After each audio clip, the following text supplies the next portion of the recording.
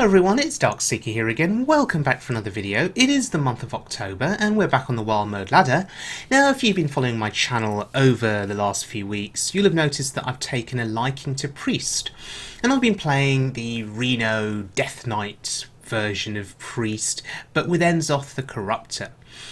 This particular version of Priest by Sipiwi94, yeah, it features Reno, but there's no Enzoth and there is a very limited selection of Death Rattle minions. There's no Belcher, no Sylvanus. Instead, we have Prophet Velen, and the idea is essentially to use the Emperor to discount your cards.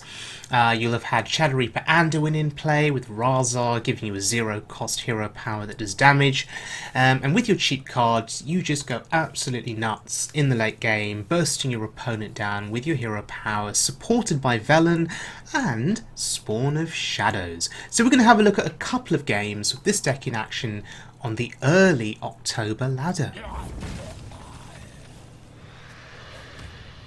Okay, so this is a Zoolock. Now, this is a strange game because, well, Zoolock, it's generally extinct. You don't see Zoolock anymore. But, yes, this is rank 17/18. Early start to the October season, and I guess Zoo is a reasonable class to play if you're trying to rank up quickly. Games are fast. I guess Zoo can contest the minions played by other aggressive classes early in the game. I guess Zoo is good against Pirate Warrior because you can match them early on, and of course with Fiery War Axe being nerfed, other aggressive classes do become a bit more interesting to play as opposed to playing Pirate Warrior. However, Zoo does struggle against any deck, any class, I guess, that has access to big board clears. And Priest has, as you can see in my hand, it has Dragonfire Potion, it has Light Bomb, Excavated Evil, and if I draw those board clears in a timely manner, Zoo does not stand a chance. So the thing here for the Zoolock is, how much do you commit? That's the question. How much do you commit every turn? How much do you fear a board clear? You have to commit enough, because if you don't commit enough to the board, you can't make your trades. You can't do enough damage to the face. And he's gone very wide here on the board. Because typically Zoo plays low health, low attack minions, so you need enough of them on the board for them to make a difference. The Doom Guard, though, is big for him. It's absolutely massive, but my Loot Hoarder was still alive. He did not kill my Loot Hoarder, and as a result of that now, Dragonfire Potion does clear most of the board, apart from one Imp. I find it quite funny that Knife Juggler, even though it's dead to Dragonfire Potion, still finds a way to get a last juggle out there with the Imp that spawned. I find that funny. But anyway, he's out of cards, and do you know what's so ironic, what's so funny, what's so interesting here? It's that we've managed to beat the Zoolock without the Death Knight, without Raza, without Velen, without Spawn of Shadows, and we even had one Dragonfire Potion left in our hand. That's pretty nuts. Okay, this next game is against a Shaman, and the question, of course, is what kind of a Shaman is it? So we faced off against a Zoolock in that previous game.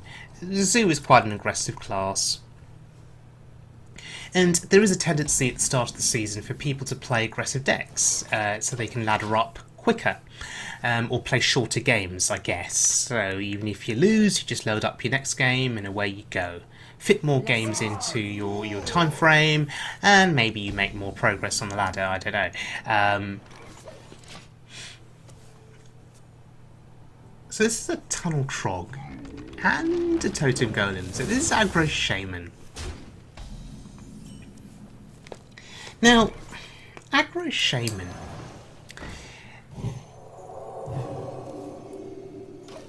you think 4 mana 7/7 here, you think Lava Burst, you think Crackle, just ridiculous amounts of damage. That's what comes to mind. So the priority for him is to burst me down before I can burst him down with my Raza Death Knight hero power. So there's Anduin.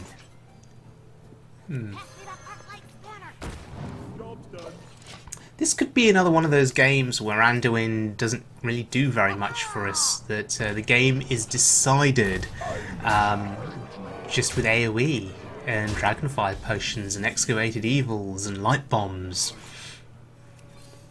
And he left the Gnomish Inventor alive, so we're left with the body on board. That's good for us. That 2-attack body will kill totems, which in itself is reasonable, because we're also scared of Bloodlust.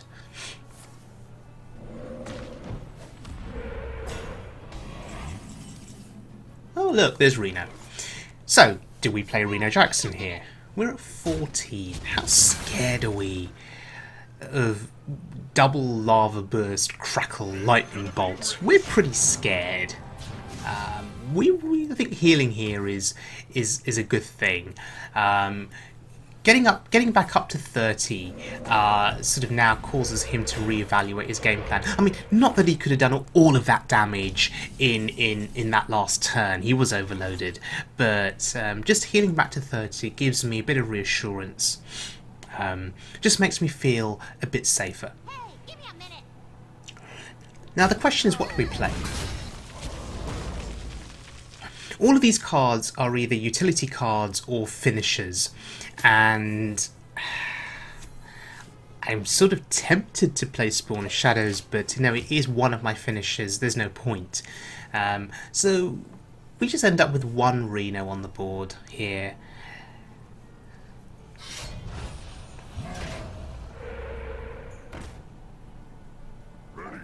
And this guy plays Wolf Rider. Now, when's the last time you saw Wolf Rider get played?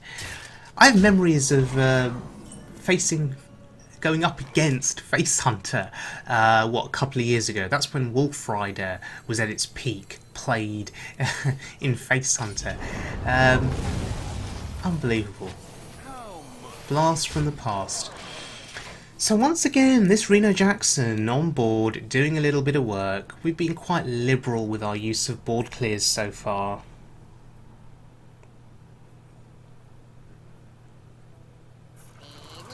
Oh, Whirling Zap-o-matic. Now there's a card that sort of disappeared from Aggro Shaman for a while. Alright, there's a Crackle. Oh, there's a Lava Burst. So 9 damage there. I mean, that's one of the things I was scared about earlier. So playing the Reno, getting back up to 30 was a priority. We're playing the rats here. Oh god. I was expecting a 4-mana 7/7 to come out, in which case I could have Shadow Word Deathed it. But that's an Alakir, and that's a bit awkward for us. Is someone injured? So we can draw a card. Oh yeah, that's pretty good.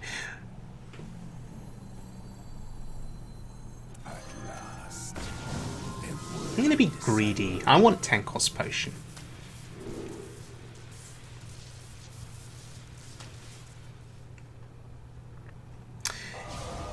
Do you know, actually, Dirty Rat pulling out Alakir was fine because we were able to silence Alakir. So what we've actually done is we've negated a lot of the value. Alakir does not have Wind Fury, does not have Divine Shield anymore. We've negated a lot of the value. And this guy actually plays Rock Biter weapon in its nerfed state. But look at that. He was able to damage us to the point where we're down to 6 health. That speaks volumes of the burst potential, the damage potential of Aggro Shaman.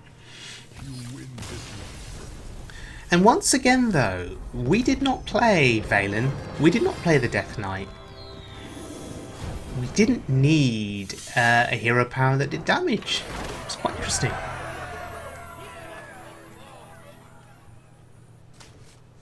Okay, let's look at one final game. Now, this is against a priest, so far it's we've been going up against aggro decks. Now, this will be this will either be a mirror match where we're playing another Reno Death Knight priest, maybe with Enzoth though. Alternatively, this could be Big Priest.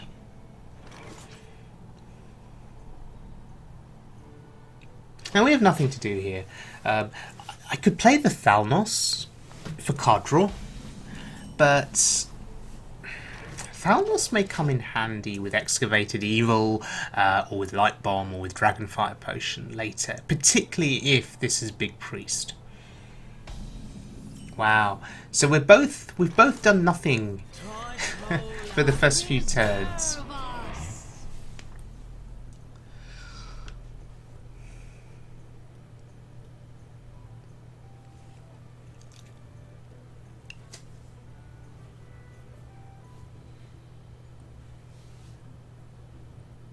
He's taking his time here. Okay, he had to think about that turn for a bit. Makes me think that he's got options in his hand, but he's not sure about whether to use them or not.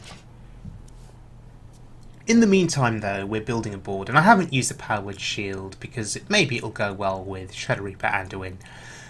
Also, oh god, Shadow Essence, so it is Big Priest. Also, Power Word Shield on one of those minions isn't great, because if he has Shadow Word Pain, it would have been wasted. Okay, so Yasharaj brings out a Ysera. Bad news. Bad news for us. So, I guess, in this situation, our best hope, our best prayer is a Doomsayer. We'll probably have to Shadow Word Death the Yasharaj, although it feels bad because there's going to be other targets that need that Shadow Word Death. And here we just hope that the Doomsayer goes off, but the problem is, even if it does, he'll just resurrect his Ysera or resurrect his Yasharaj, and then we're back to square one again. I don't like my chances against Big Priest with this deck. Wow. So he was just able to kill the Doomsayer very cleanly there. That Ysera now is just going to be giving him dream cards constantly.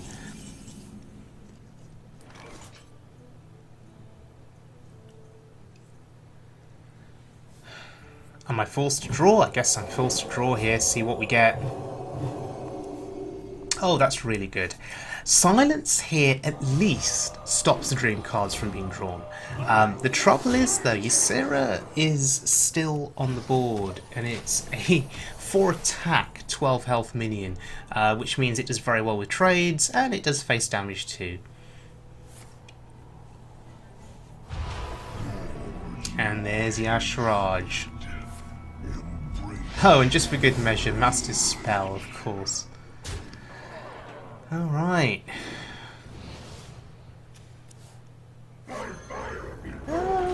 Okay.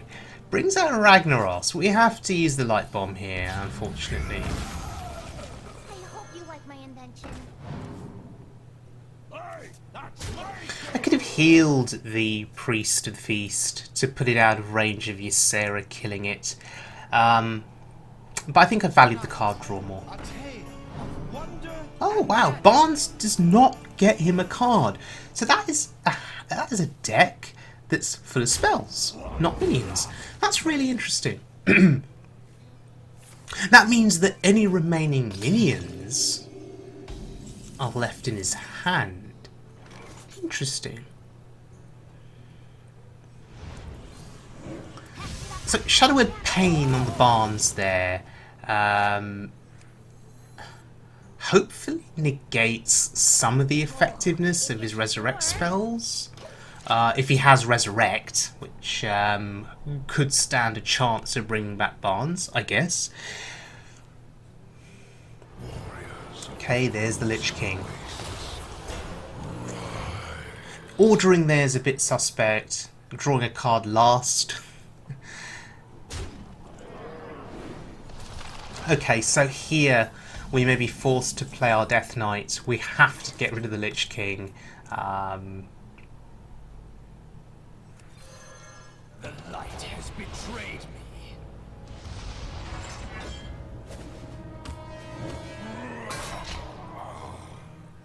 And I think I just value putting a body on the board here. You're sure? It could be a case now of just trying to race him with damage and setting up for a good Spawn of Shadows turn at some point soon. And there's the concede, which really confuses me because presumably he'd have more resurrect effects. So I'm not entirely sure why he conceded there. For any of you that have followed that game closely, maybe you could leave a comment and tell me why he conceded. Had he run out of resurrect effects? Had he run out of options? Maybe the minions in his hand were just too slow to be played. Maybe he saw the Death Knight and thought he was dead very soon. I just find it strange that he conceded. Anyway, so Sipiwi94's Reno Death Knight deck with Prophet Velen and Spawn of Shadows. Let's not forget the Spawn of Shadows. Now, you've seen me use Spawn of Shadows before. It wasn't featured prominently in this video, but you've seen me use it before, and therefore, if you've watched my previous videos, you know that it's very effective. I guess the key point to take away from those games was that actually Shadow Reaper Anduin, Prophet Velen, Spawn of Shadows, they're not always needed in this deck in order to win games. When you're going up against aggro, those cards can actually be dead cards in the sense that Reno Jackson is what you need. Against control classes or even mid-range, you know, Shadow Reaper Anduin does see play, and then in a control game you do have to find a way to finish off your opponent once they've used their healing effects, once they've used their board clear effects, and that's where Spawn of Shadows and Shadow Reaper Anduin and Raza and Velen all come into play. But at the start of the season, it really is all about aggro decks, and you do face an awful lot of aggro in the first few days of a new season. So this deck does do very well against aggro decks. You have various tools to combat them. You know, I've mentioned Reno Jackson, but in addition to that, Potion of Madness, Doomsayer. Those are Shadow Word Death, Shadow Word Pain, Spirit Lash, Priest of the Feast to play cheap spells and heal up very quickly, Excavated Evil, Dragonfire Potion, Light Bomb. Those are all of your great tools to beat aggro. So yeah, I guess you could call this a multifaceted deck. But I do apologise for not showcasing Prophet Velen or much of Shadow Reaper Anduin or Spawn of Shadows for that matter. But regardless, I hope you enjoyed the video, and yeah, I'll see you all again in a few days. And the next class or the next deck that we'll be featuring is going to be Aggro Druid, featuring some of the new cards from the Frozen Throne expansion. So yeah, I'll see you all again very soon. Do take care now, and yeah, please hit that subscribe button. I'd be very, very grateful.